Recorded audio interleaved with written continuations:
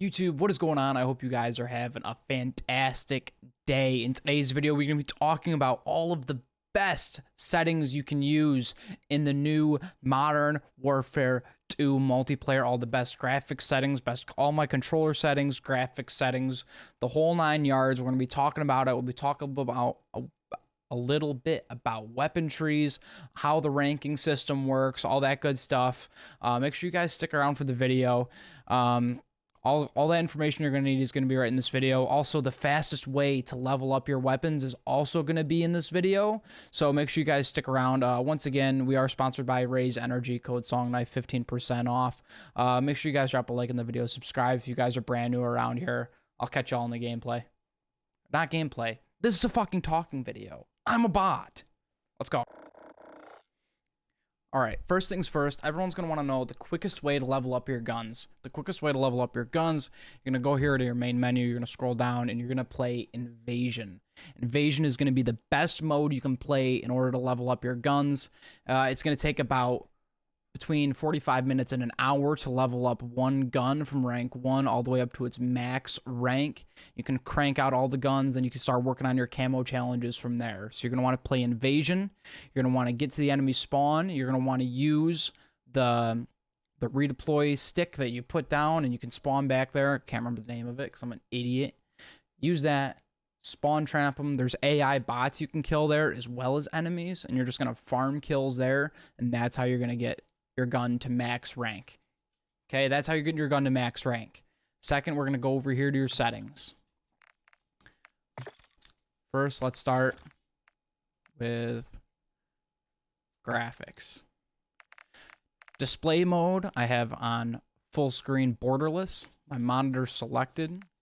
Then you want to select all your graphics card, all that good stuff. Dynamic resolution, I have this turned off. Aspect ratio automatic. VSync, you're going to want to turn this off. Frame rate, have it set to custom.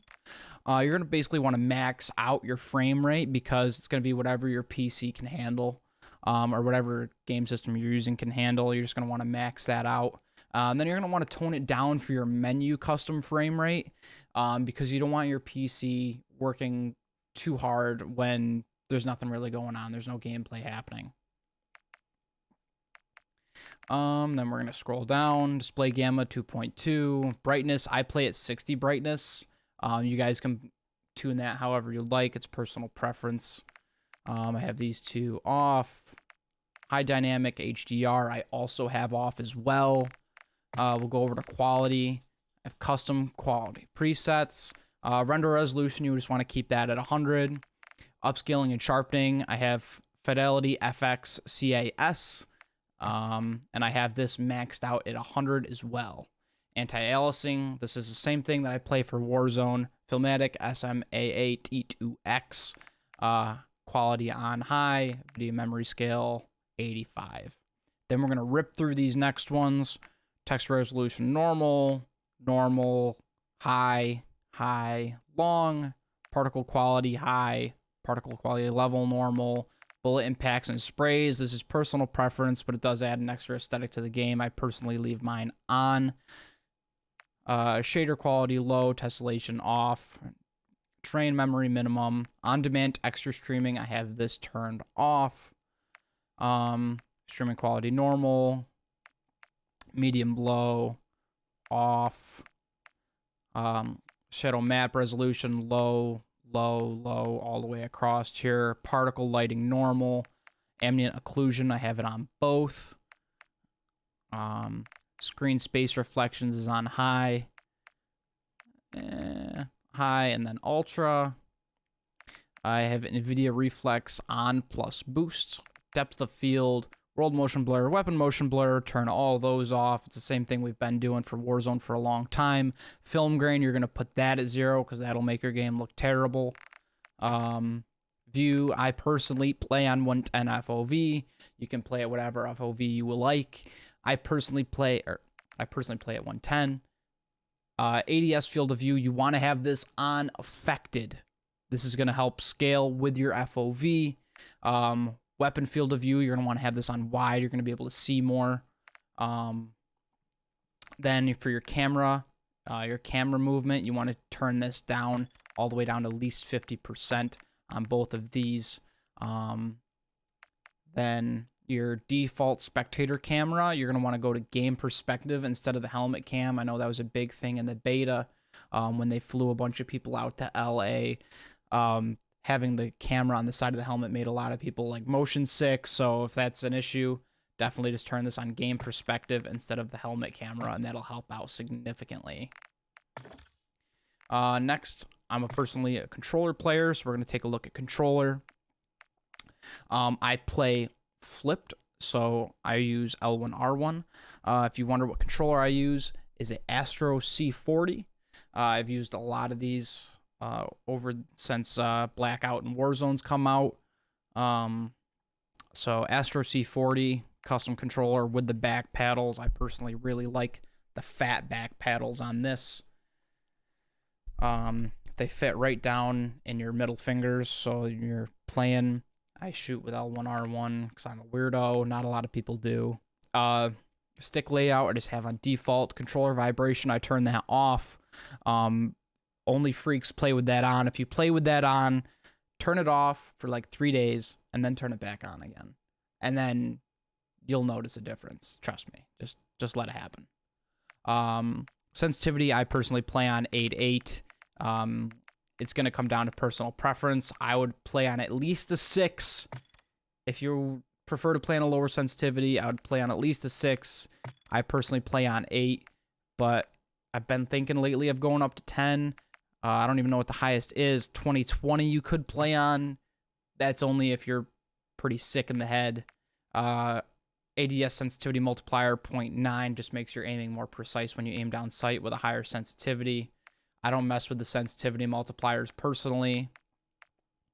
And then all this is just the normal stuff. Automatic tactical sprint. Weapon mount, ADS, and melee. Some people use double tap ADS. That's another personal preference one. Interact and reload behavior. I have prioritized reload over picking guns up. That way, if you kill someone and you're trying to reload your gun to get engaged in the next gunfight, your guy doesn't drop your gun. Then you're looking around on the floor trying to find your gun, and then someone shoots you and you get pissed. So that should avoid that. Armor plate behavior. If I'm playing mouse and keyboard, I have it set to apply all. If I play controller, I have it set to apply 1. Because if I'm playing mouse, I don't want to sit there and hold 4 while I'm armor plating. Obviously, there's no armor plates yet. However, if I'm on controller, I will just play claw and I will wrap my pointer finger off of the shoot button, and I'll move my middle finger up to R1, and I'll hold triangle while I'm plating. Same thing in Blackout. If you were going to res someone, you could play claw and hit square while you're resing someone, and you could run around in a circle. It's the same thing, whereas mouse and keyboard's a little bit different. Advanced, aim assist on. I play standard aim assist. Aim assist response curve is also standard. These are also personal preference. It comes down to whatever you prefer. I haven't really touched any of these, so I wouldn't worry about them too much. Audio, this is a big one. Your audio mix, you want to set to home theater. That is the best audio setting for this, and being able to hear footsteps. Highly recommend home theater. It's come out as pretty much the best audio you can have. So I would recommend home theater if you're having trouble hearing people. Everything else is set to normal. Oh, music. Turn this all the way down to 0. You can have music on if you like. Turn a little music on, and then we can turn it back off. But this is for in-game. You're playing Search and Destroy. You're in a 1v3 trying to clutch, and the fucking music starts thumping. You don't want any of that. You just turn it off so you can focus. Personally, you can leave it on if you want, but I'd recommend turning it off. All this other stuff is pretty standard. Juggernaut music, you can turn that off. You drop a lot of jugs. I leave it on because who doesn't like to listen to music while they're in a Juggernaut? So that's all personal preference too. All right, what else do we have? Interface. There was a setting on here that people recommended turning off. Where is it? Parallax effects. So there's been a lot of issues with lobbies disbanding, especially on PC. You're partied up with friends, lobbies disbanding. They found that parallax effects kind of helps with that. It's not proven, but it seems to help. So until they get that issue fixed, turn the setting off. If they haven't fixed it by the time this video goes up, all it does is it just turns off the 3D effect of the backgrounds and motion in the menus. So if you don't care about 3D in the background during the menu, turn it off. That could help with your freezing problems.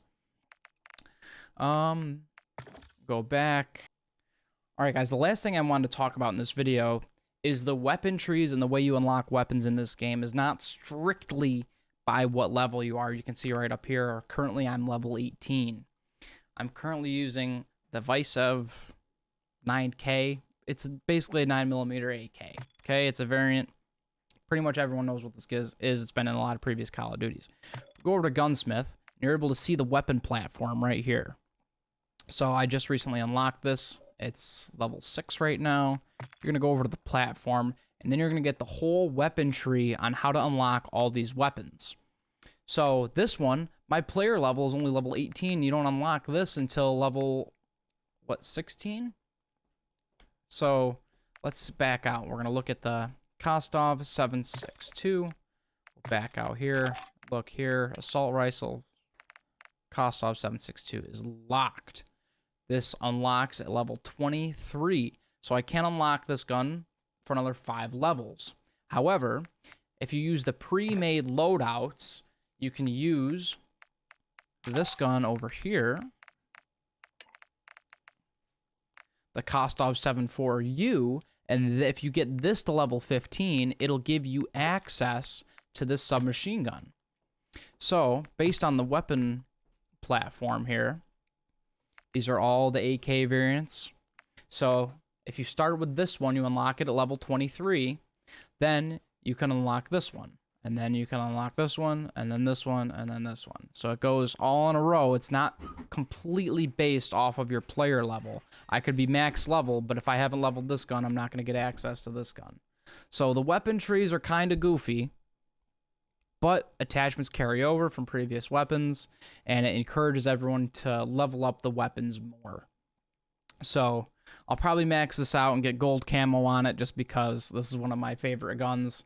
And then I'll go back and I'll actually get this one leveled up and then go through the weapon tree. And then that's how you get gold and platinum on all these guns. So we'll go ahead and we'll click here. We'll go back, go to customize your camos. I already have the 50 kills done with this gun. Now I need to get 50 ADS kills. And right now we're at 0. That challenge unlocks... What level does this challenge unlock? I'm not sure. But I believe you get platinum camo once you unlock all the weapons in the weapon tree. I believe that's how it's working. So we'll get gold on it, and then we'll go from there. So that's the basics of the weapon tree. Either way, I hope you guys enjoyed this video. I hope you learned something new. Make sure you guys drop a like on the video. Subscribe if you guys are brand new around here. I really appreciate y'all watching the video all the way through to the end. We'll catch you in the next one. Later.